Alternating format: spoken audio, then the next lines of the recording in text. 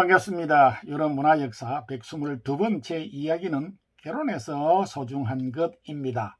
어떤 민족의 사회와 문화적인 구조를 이해하려면 그 민족의 결혼 풍속에 대해 알아보는 것이 가장 손쉬운 방법일 것입니다. 결혼은 그 민족이 처해 있는 다양한 환경적인 요소와 사회 구성원들의 전통적인 관념과 가치관이 함축되어져 있기 때문입니다. 유럽도 동일한 문화권이지만 다양한 전통과 관습들이 오랜 세월 동안 서로 혼합 변형되어져 왔기에 나라마다 생활 방식이 약간의 차이가 있습니다. 그럼에도 가장 비슷한 형태를 오랜 기간 동안 유지해 온 것이 있는데 바로 장례식과 결혼 예식이라 할 수 있습니다. 특히 두 예식은 모두 기독교와 함께 발전해 왔기에 개신교회나 로마교회에서도 거의 비슷한 편입니다. 과거 유럽의 역사를 보면 대체로 결혼을 앞둔 신부는 세 가지를 구비했던 적이 있었습니다. 새 것과 빌린 것과 그리고 푸른 것이 그것이었습니다. 신부는 순결해야 하기에 면사포는 새 것이어야 했고 그토록 절약을 해야만 했기에 웨딩드레스는 빌려야 했고 그리고 푸른 리본은 정절을 상징하는 것이었기에 반드시 푸른색 리본을 달았습니다. 이런 전통은 오늘날까지 부분적으로 내려오고 있습니다. 유럽의 결혼식에서 눈여겨볼 수 있는 것은 수레자입니다. 한국은 신자가 아닐 경우知名도가 있는 사람이 주례를 하는 경우를 볼 수 있지만 유럽은 시청에서 결혼 서약을 하는 경우를 제외하고는 성직자 외의 결혼 예식을 침례하는 경우는 거의 없는 편입니다. 이 같은 관습은 오랜 전통에서 기인된 것이지만 결혼의 의미와 상관이 있기 때문입니다.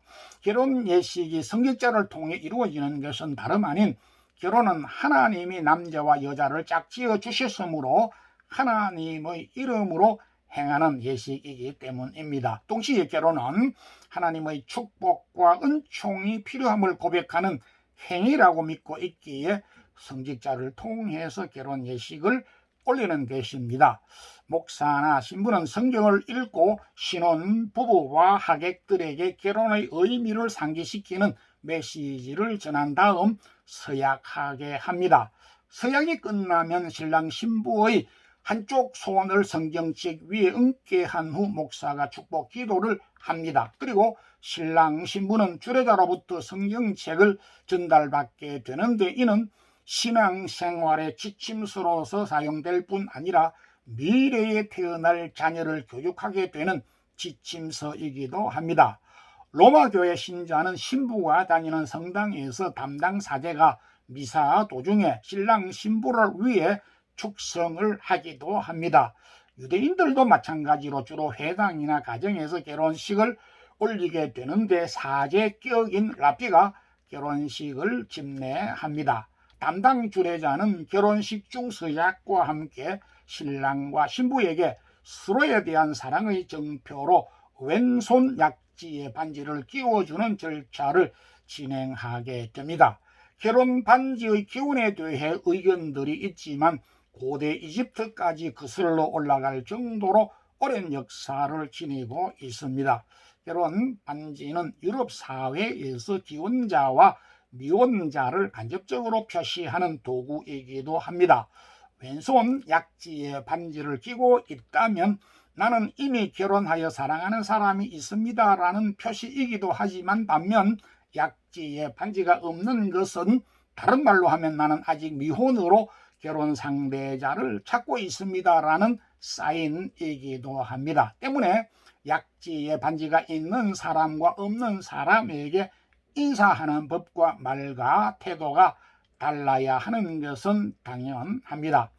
결혼의 참된 의미와 가치는 인류 최초 아담과 하와의 결혼에서 찾아볼 수 있습니다. 사람이 혼자 사는 것이 좋지 아니하니 내가 그를 위하여 돕는 배필을 지으리라. 이러므로 남자가 부모를 떠나 그의 아내와 한 몸을 이룰지로다.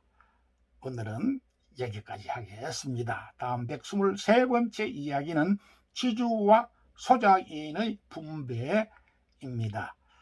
대단히 감사합니다.